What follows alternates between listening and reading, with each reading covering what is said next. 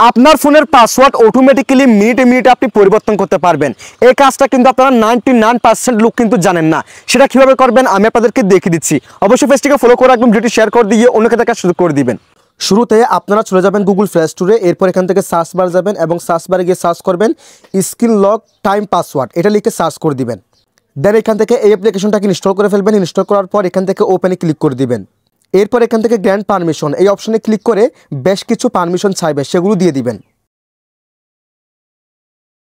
এরপর এখান থেকে এনেবল লক এটাকে অন করে দিবেন। দেন এখানে আপনার জন্মস্থানের নামটি দিয়ে দিবেন।